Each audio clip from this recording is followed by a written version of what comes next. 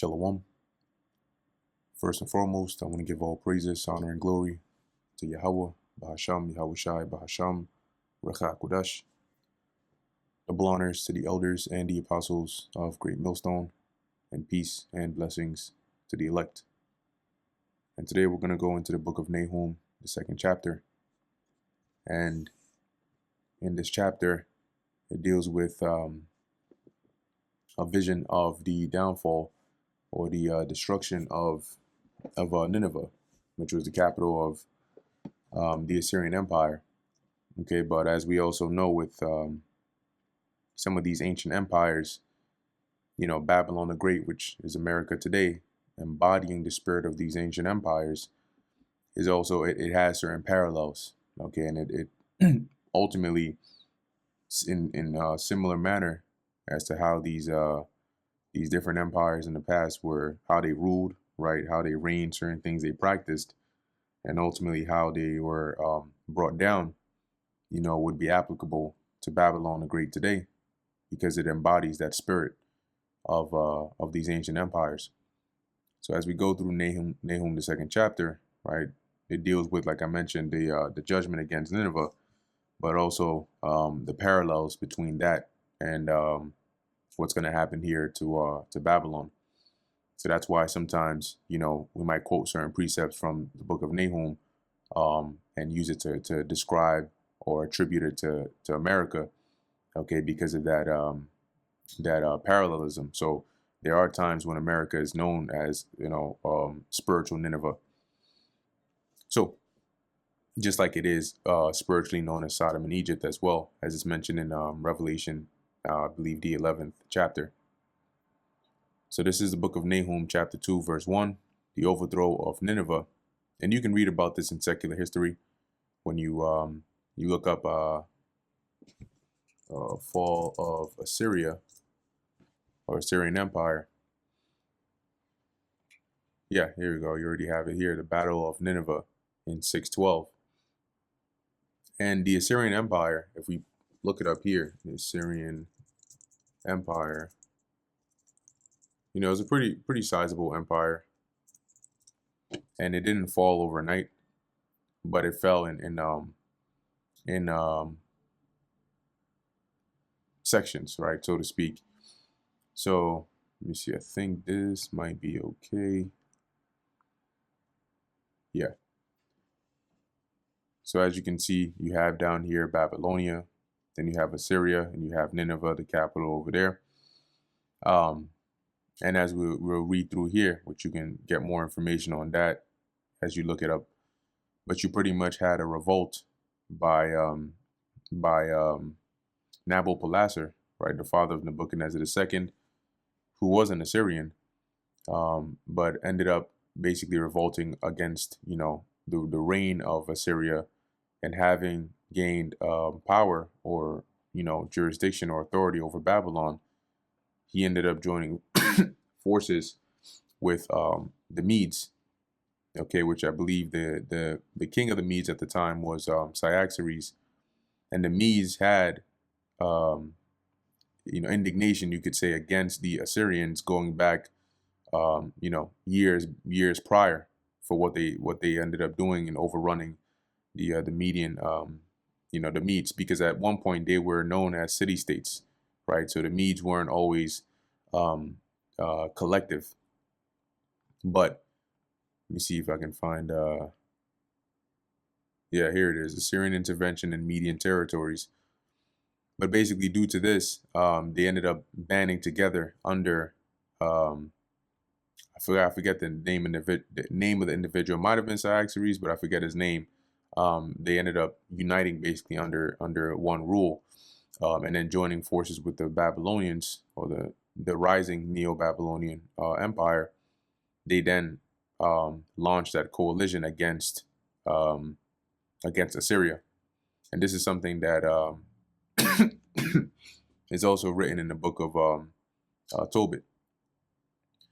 So let me see. I don't want to read through all of this. I just want to get just a little bit, just the two of us. So, all right, it says here, Assyrian intervention in Median territories. At the start of the Holocene, Zagros Mountains and the Iranian Plateau um, were politically fragmented in the extreme. I guess we could omit the of. So at the start, these areas were politically fragmented in the extreme. The Assyrian sources of the 8th and 7th centuries BCE tell of a bewildering number of kings and chieftains who ruled areas of different sizes, most of which seem to have been very small. In referring to the Median rulers, the Assyrian texts use the title Bel Ali, meaning city lord, a term for petty rulers who were not important enough to be called kings. Since there's no very large settlements in Median territory, Bel Ali is sometimes translated as chief or chieftain. From the Assyrian perspective, the Medes were a strange people living beyond the eastern fringes of the civilized world. Shalmaneser III was the first Assyrian king who made serious efforts to extend the power of his kingdom beyond the reaches of the northern Mesopotamia, and he was the first Assyrian king to reach the Iranian plateau. All right, cool. We're trying to find out. I'm just going to skip to get to the more important part here. Let's see. Might have been during the time of Ashuradan, or maybe after.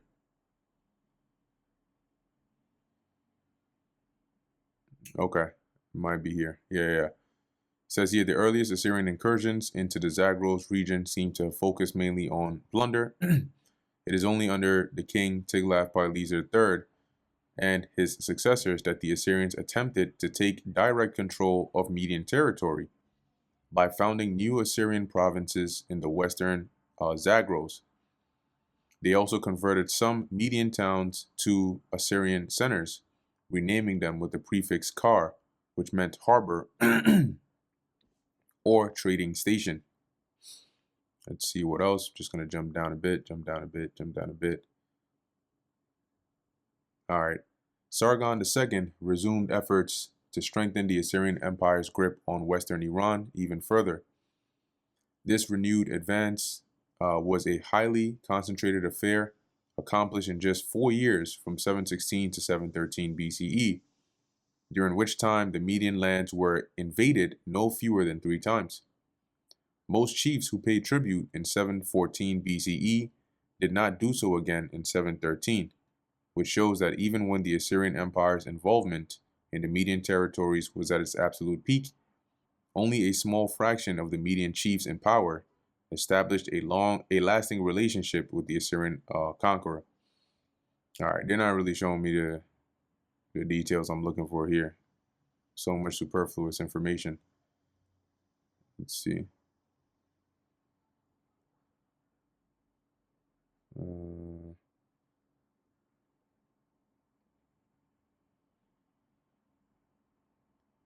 Okay. Yeah. Let's take a look at this here.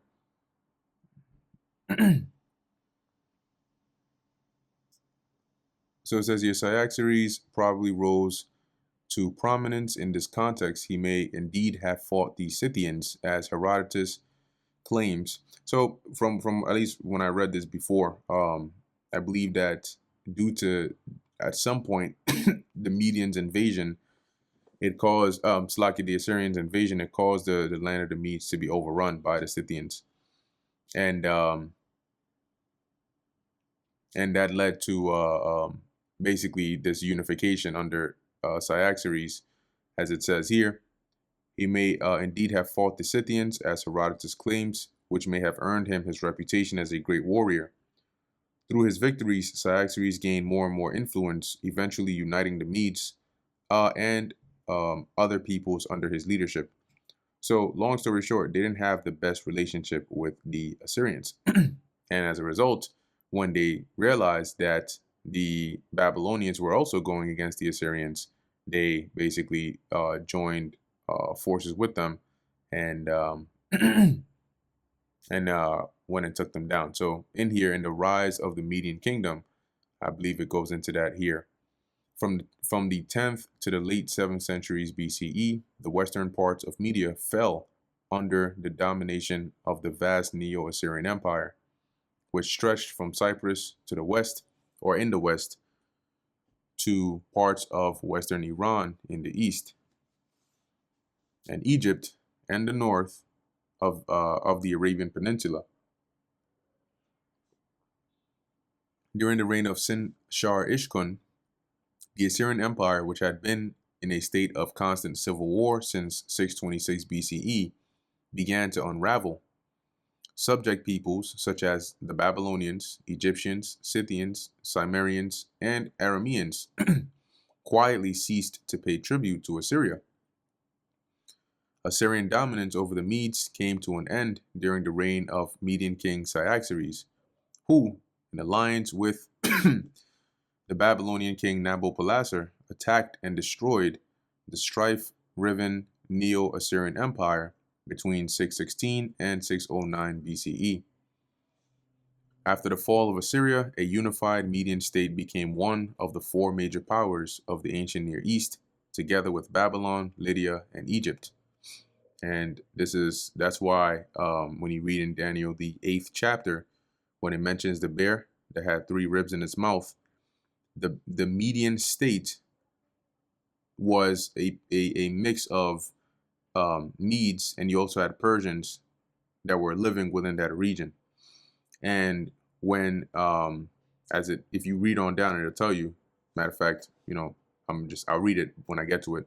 But when the Persians revolted from under the reign of the Medes, they ended up taking over. That's why in Daniel 8 it mentions the bear raised up itself on one side, and that signified the Persians rising up into power and taking dominion over the Medes. And that turned this Median state into the Achaemenid Empire, or the Persian Empire. And they went about to conquer, being one of the 4 major powers, they went about to conquer the other 3 major powers, which was Babylon, or Babylonia, Lydia, and Egypt. That's why the 3 ribs in the mouth of the bear represent Babylon, Lydia, and Egypt. It says here, the Medes were subsequently able to expand beyond their original homeland and had eventually a territory stretching roughly from northeastern Iran to the, not even going to try to pronounce that, river in Anatolia. And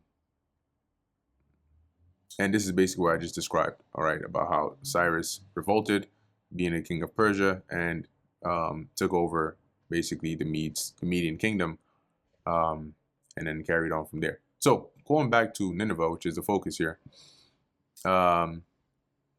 let's read just this beginning part right here. It says here, the Battle of Nineveh, also called the Fall of Nineveh, is conventionally dated between 613 and 611 BC, with 612 BC being the most supported date. After Assyrian defeat at the Battle of Ashur, an allied army which combined the forces of Medes and the Babylonians besieged Nineveh and sacked 750 hectares of what was, at that time, one of the greatest cities in the world. So, like I mentioned, it happened in parts, right?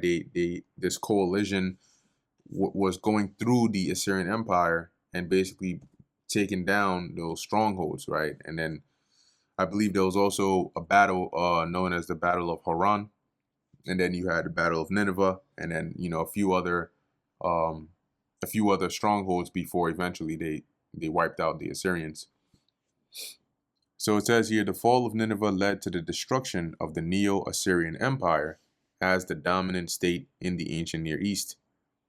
Over the following 3 years, archaeological records show that the capital of the once mighty Assyrian Empire was extensively deurbanized and depopulated in the decades and centuries following the battle. A garbled account of the fall of the city later led to the story of the legendary king Sardanapalus. Cool, so that's all I'm going to read on that. Let's go back. Just wanted to give a little bit of context there. You can definitely do some more digging on your own. But back in Nahum. So as it says, he that dasheth, Nahum 2:1, he that dasheth in pieces is come up before thy face. keep the munition. So the he that dasheth in pieces here is referring to the adversary or the enemy, right? And in this case, coming up against Nineveh was the Babylonians with the Medes. And when it says it's come up before thy face, in on a warlike level, that means they're pretty much at your doorstep, right? Like they've made their way right to your doorstep, and they're about to wage war. So what Nahum is saying here is almost sarcastic in a way, because as he says, keep the munition, right? Keep guard over your siege ramparts, watch the walls, right? Watch the way, monitor the way, look out for any signs of the adversaries. Make thy loins strong, so strengthen your mind, right? Get ready, get into that war zone. Fortify thy power mightily, so strengthen your defenses. But he's saying this, but it's like in a sense of like that's not really going to do anything for you. Verse 2, for the Lord Yahweh hath turned away the excellency of Jacob as the excellency of Israel. Now, let me finish the verse. It says, for the emptiers have emptied them out and marred their vine branches. Now, when it says turned away the excellency, what it means by turned away is to restore. So it's not here in a negative sense, but more so in a positive sense. Right, Shawab. It says here to return, to bring back, to restore, to refresh, to repair. So the point Nahum is making here is that, you Assyrians, okay, primarily those Nineveh, you need to get ready, right? And he's describing this like a war zone, right? You need to get ready because the enemy is right at your doorstep. So start preparing yourself. And concerning Israel, right? Though we were subject and we had to endure the affliction at the hand of the Assyrians, there's going to come a time when the Lord is going to return that excellency or that majesty back to Jacob as the excellency of Israel. So just as he will for Israel as well, meaning the southern and the northern kingdom. For the emptiers have emptied them out. So at that point in time, that was when the Assyrians came, and they quite literally did that, right? They besieged the northern kingdom, and then they took them out of their land. They emptied them out of their land and marred their vine branches, which is a byproduct of that war or of that siege. Verse 3, the shield the shield of his mighty men is made red. So now Nahum goes back to the subject here being Nineveh. As it says, the shield of his mighty men is made red. The valiant men are in scarlet. The chariots shall be with flaming torches in the day of his preparation, and the fair tree shall be shaken, terribly shaken. And this is describing, that the scene of what's going on as the Babylonians and the Medes are coming up in there, and they're waging war. Okay, and the Assyrians have to defend themselves. And the shield of his mighty men, meaning those that are coming against the Assyrians, is made red, right? Which signifies what? Bloodshed or being on a battlefield. Because as you are, in war, you have the chariots, you have the horsemen, the foot soldiers, men with shields and swords and spears. So as people are getting stabbed up, people are, blocking and all that. That's the shield being made red with blood, because it's on a battlefield, like it says in Isaiah 9:5 about the every war of the warriors fought with confused noise and garments rolled in blood. The valiant men are in scarlet. Okay, now whether their actual uniforms were in scarlet or not, it's not specified.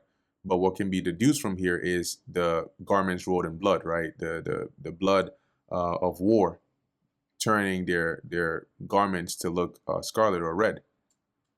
The chariots shall be with flaming torches. When you look into the word torches, it doesn't mean necessarily here that their chariot wheels were actual fire, but it's just a visual of what it looked like on the battlefield. When you go into the torches, the word there's iron or steel. Okay, so this is pretty much as the chariots are moving, the iron or steel in them being having, like, say, like the sun reflecting off of it, gives it that effect of that of like that flaming torch with how fast they're moving as well. Even though, as it says, as we went into, the word there for torches is iron.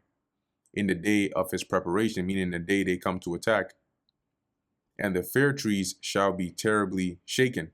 Now, when you look in most of these other translations, they reference the fair trees not as actual trees, but more so the spears or weapons that were made from the wood of these trees, and sort of like the visual being, just as you have certain people on horseback running around with their spears.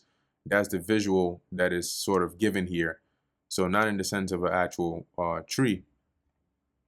And what I'll do is I'll pull up, some of these other translations.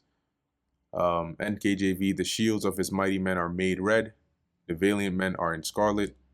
The chariots come with flaming torches in the day of his preparation, and the spears are brandished. See, it says here literally the cypresses are shaken.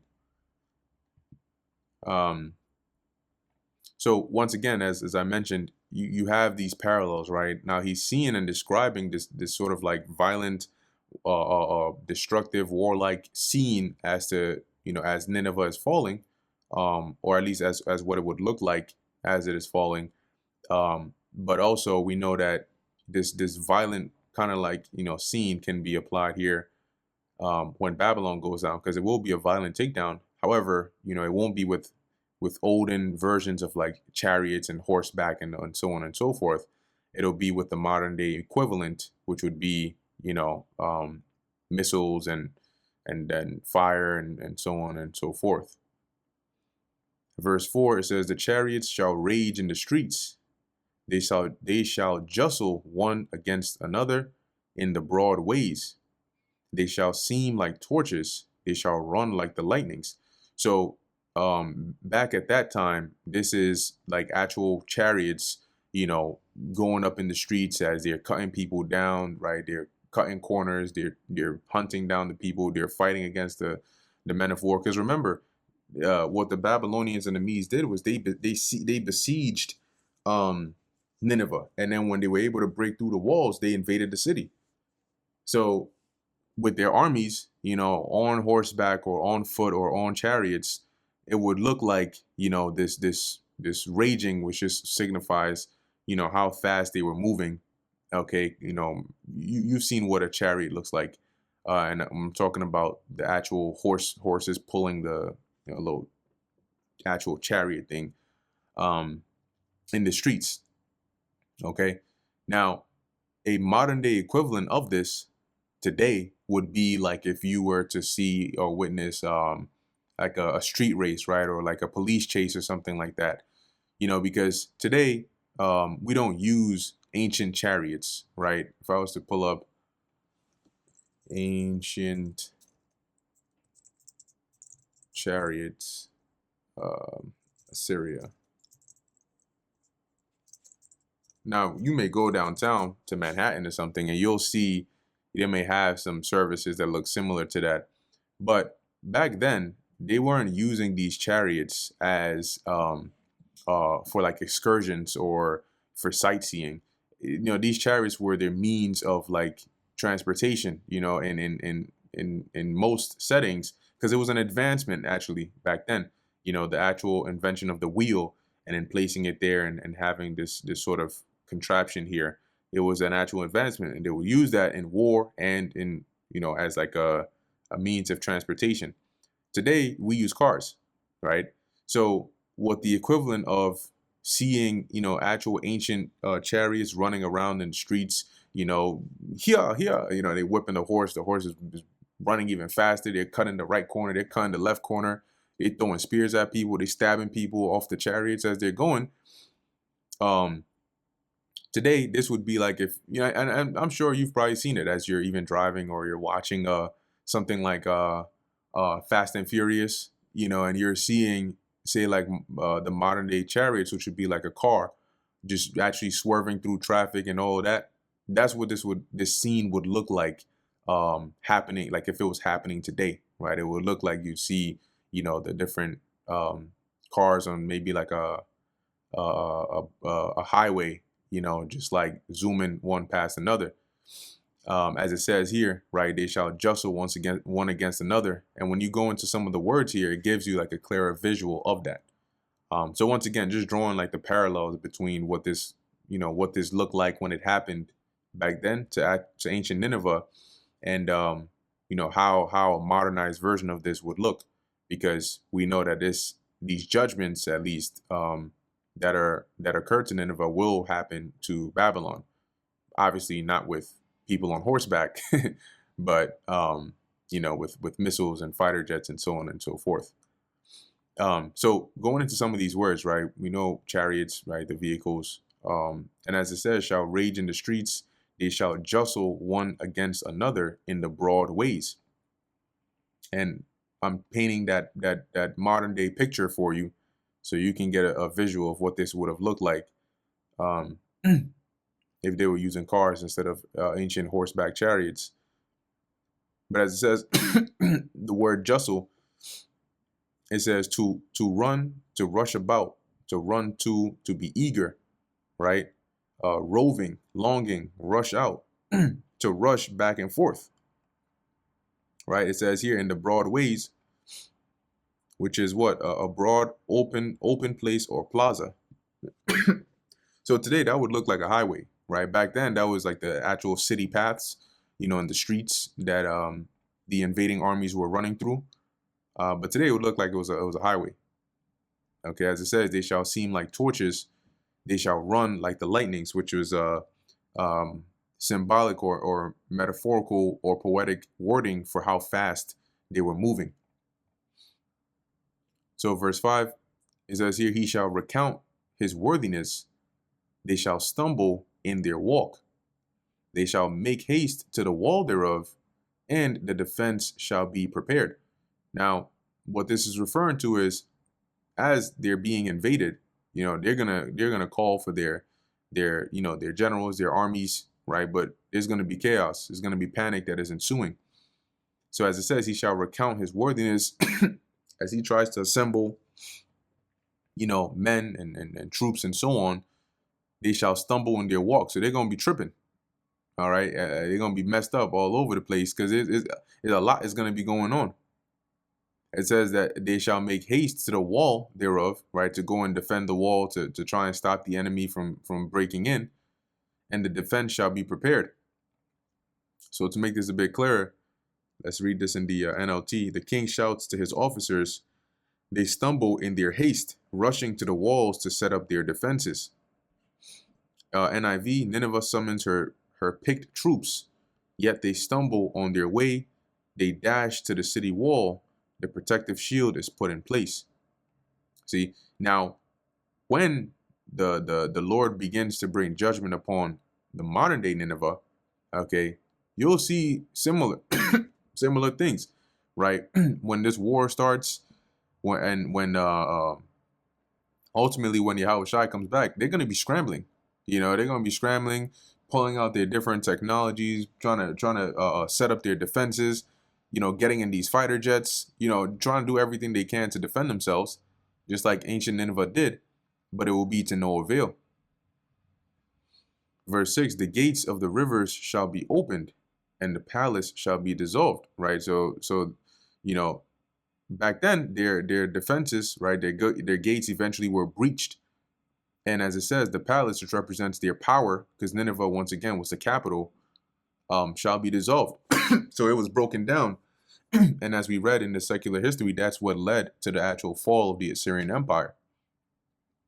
Now today, in America, when the time of the fall of this empire comes about, the palace, or this place, will literally be dissolved. It will literally be melted, because that's going to be the way ancient Nineveh fell, by being by through war, right? But through an enemy actually invading their land, slaying their people, basically taking over their land, and then making it theirs. Because that region, see if I can go back and get this region eventually became a part of the Babylonian Empire, right? It's still habitable, right? But it became a part of the Babylonian Empire when when this modern day Nineveh falls, all right, when America falls, it's going to be actually dissolved, melted through.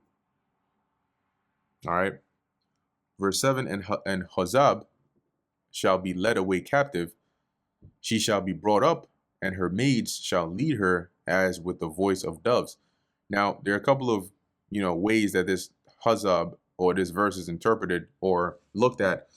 When you read both in other translations, but they basically have it, because when you look into the word Hazab, it's not referring to like a particular place, but it can be looked at as a representation of Nineveh, a personification of Nineveh as this woman here that is led away captive. But when you go into the actual word, the meaning in the Hebrew, you have here to stand, to take one stand, to stand upright, to set over, to establish, to stand firm, appointed. But one of the definitions here is to be fixed or to be determined, right? So in other words, that which is determined against her is what happened, is what ended up being fulfilled, in that she was led away captive. Because what ended up happening when when their adversaries broke in and got the upper hand, they didn't kill everybody, right? They killed the warriors, they took out the rulers, but then they subjected the people under them, right, and made them captives. So as it says, she shall be led away captive, which are the inhabitants of Nineveh. She shall be brought up, and her maids shall lead her as with the voice of doves, meaning they're going to be weeping, they're going to be crying, tabering upon their breasts, which is a sign of mourning. So that tabering is like beating upon their breast, which even some areas they do that today when they're in distress or they're mourning. That's like a sign of them mourning. Right. So NKJV, it is decreed, the Hebrew Hazab, she shall be led away captive, she shall be brought up, and her maidservants shall lead her as with the voice of doves, beating their breasts. See? So, and that voice of doves is just like, it's likening their mourning sounds to like a certain sounds that doves make. And I believe that, I think it's called, is it swooning? Is it? Let me see. Dove. In Isaiah, we went into that. Swooning.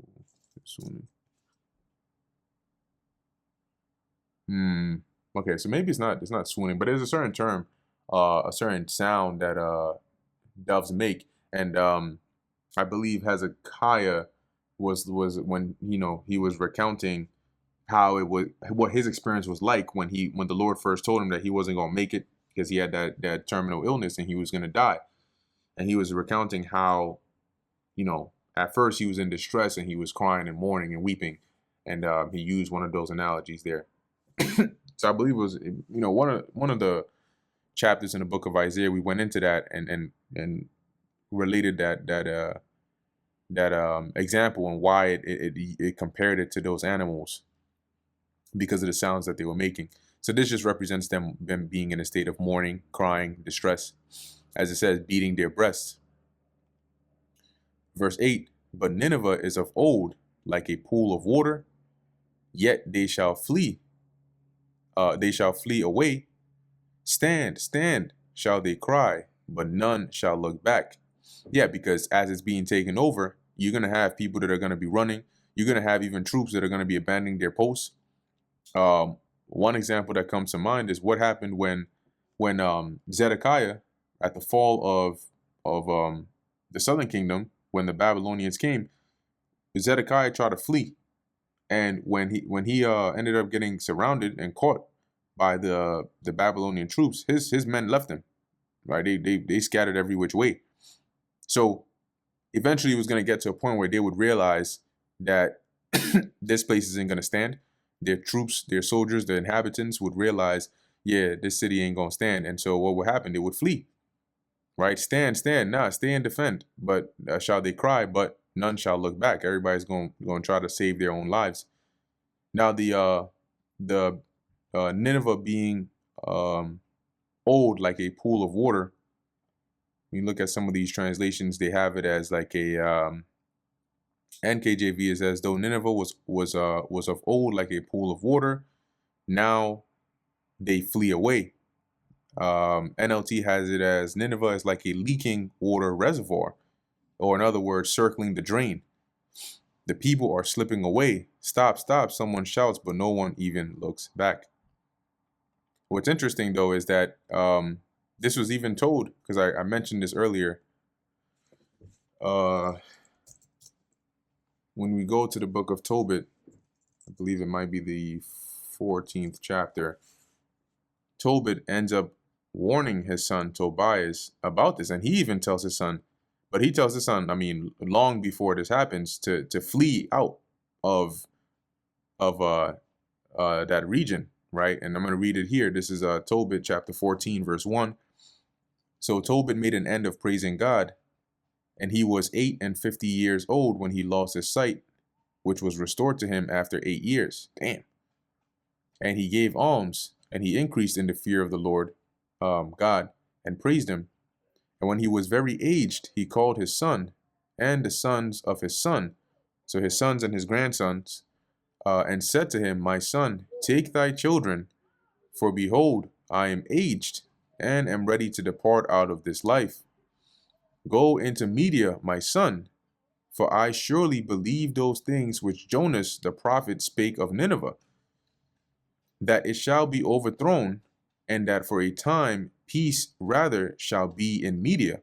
Yeah, because it was going to be the Medians and the Babylonians that would overthrow Nineveh, and for a period of time, the Medians had their own, as we read, their own kingdom, which reigned in parallel with Babylon. And that our brethren shall lie scattered in the earth from that good land, and Jerusalem shall be desolate, and the house of God in it shall be burned, and shall be desolate for a time. So this was, Tobit warned Tobias to flee. And I believe when we come down, yeah, let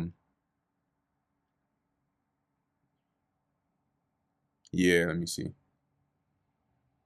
Yeah, so this is here where Tobias ends up burying his father. And verse 12, and when Anna, his mother, was dead, he buried her with his father.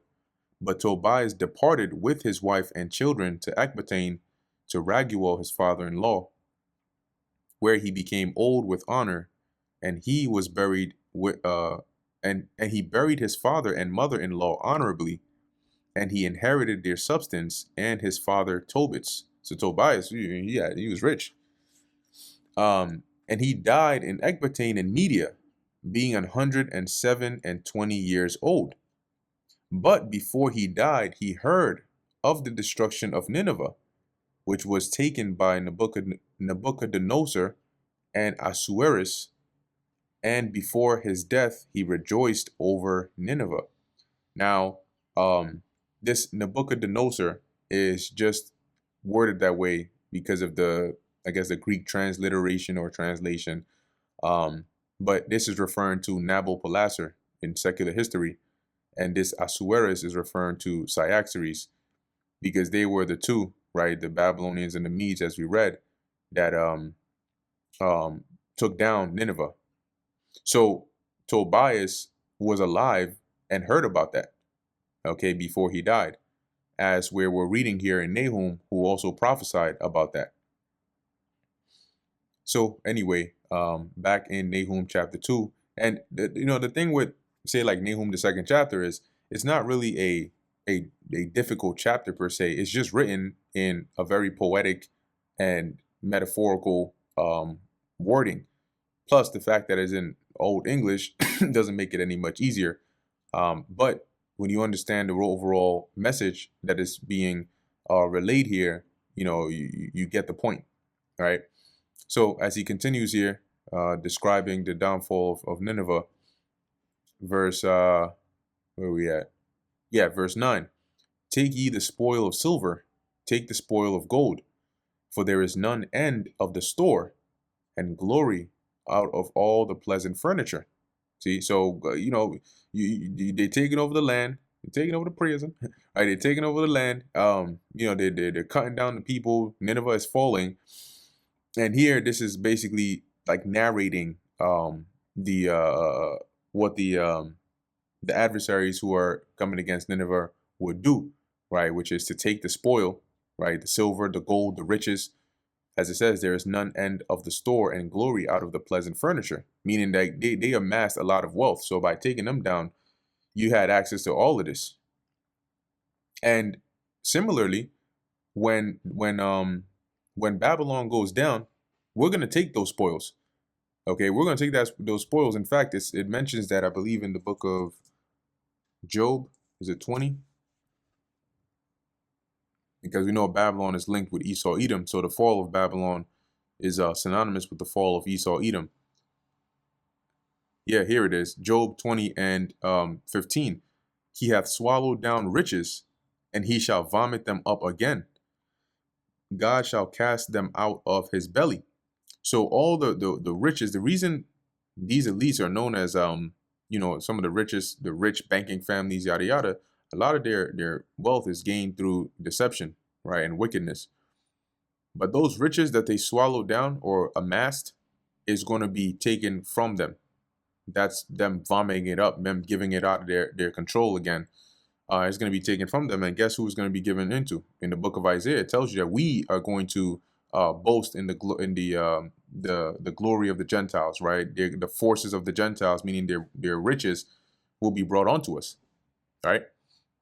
So when you go back to Nahum 2, just like the spoils and the riches of ancient Nineveh was taken when it went down, the spoils and riches here of Babylon, synonymous also with Esau in the personified version, when this place goes down, we're going to get those riches. Verse 10, she is empty and void and waste, and the heart melteth, right, which symbolizes the courage fading, and the knees smite together, which symbolizes fear, and much pain is in all loins, and the faces of them all gather blackness. And this was the exact setting or scene that happened. In fact, when you see a picture like this, you can almost get a sense of, I mean, this is not really the best picture out there, but you can see it doesn't look like it doesn't really look nice to me. But all this area right here, all of this ends up getting taken down. Okay, this is just an artistic depiction of their empire. But you can imagine like all these buildings being broken down. Yeah, that battle scene is no joke.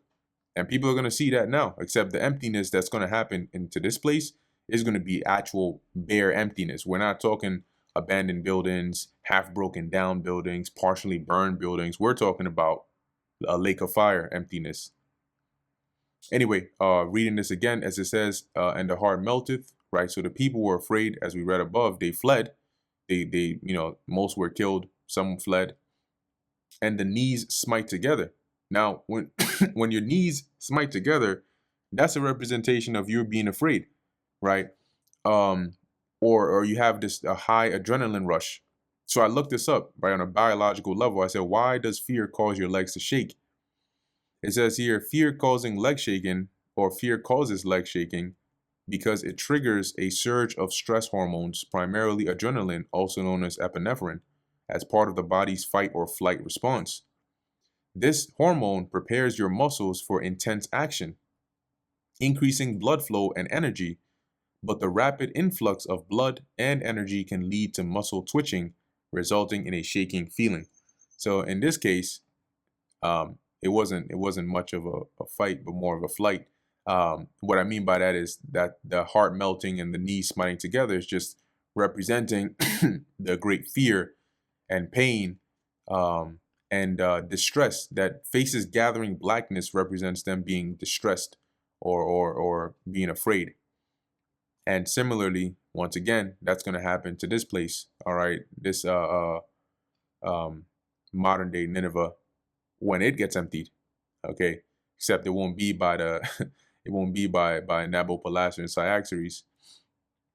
Verse 11: Where is the dwelling of the lions, and the feeding place of the young lions? Where the lion, even the old lion, walked, and the lions whelp, and none made them afraid. So this is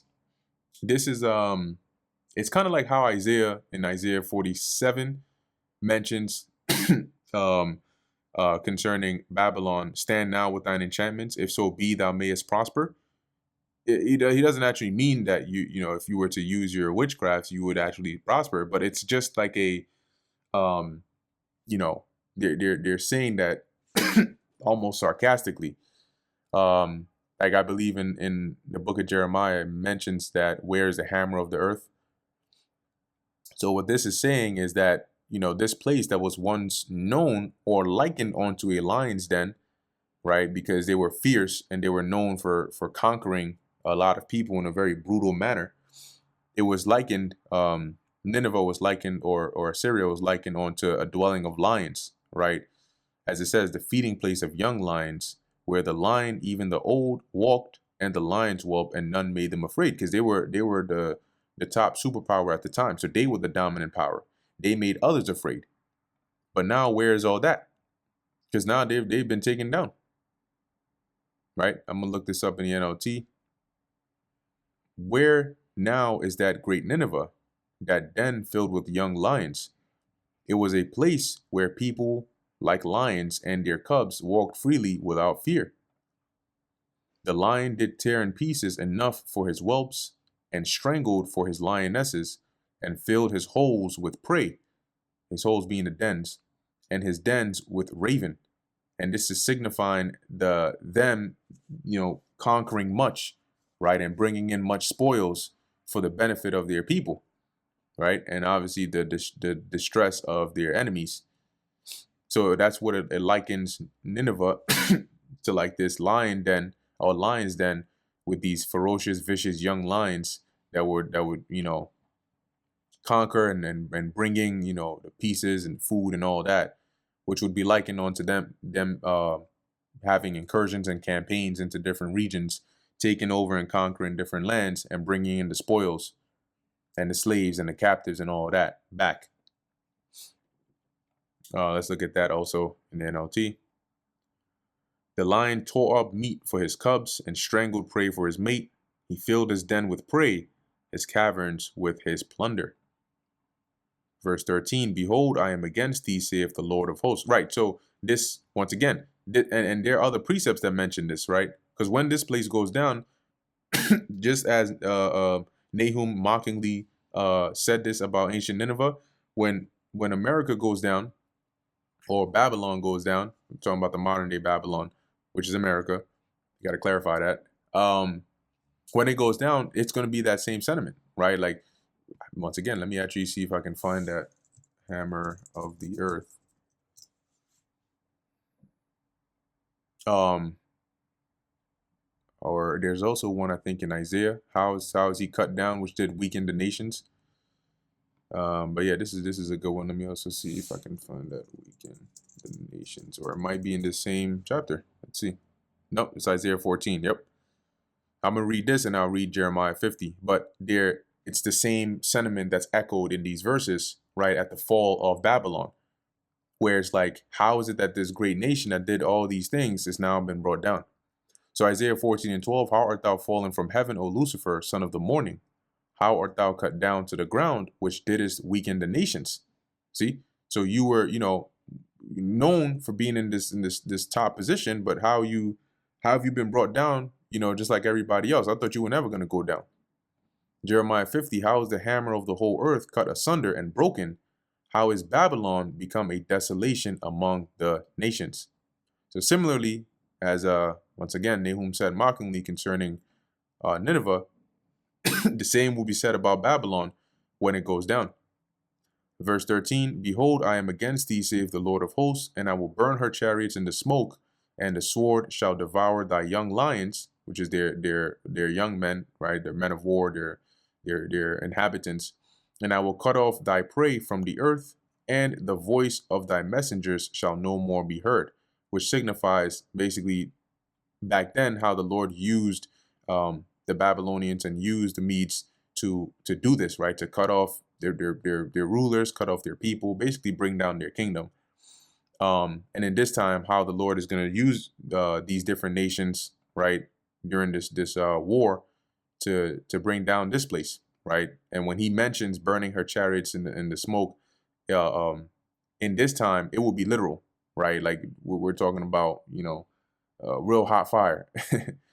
um, and the sword shall devour thy young lions. So in this time, it won't be with actual ancient swords or spears, but it will be with bombs, with missiles, right, and even with the laser beams from the chariot or the chariots, as it says, to cut off thy prey from the earth, and the voice of thy messengers shall no more be heard in thee.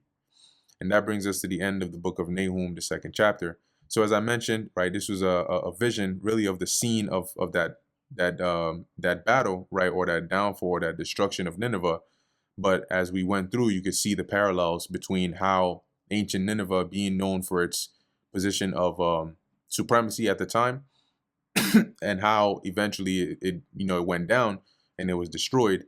And similarly, how Babylon, in its position of supremacy and in the zenith of its empire, will be brought down and destroyed. So with that, I want to give all praises, honor, and glory to Yahweh, Bahasham, Yahweh Shai, Bahasham, Rechak Kodash. And until next time, Shalom.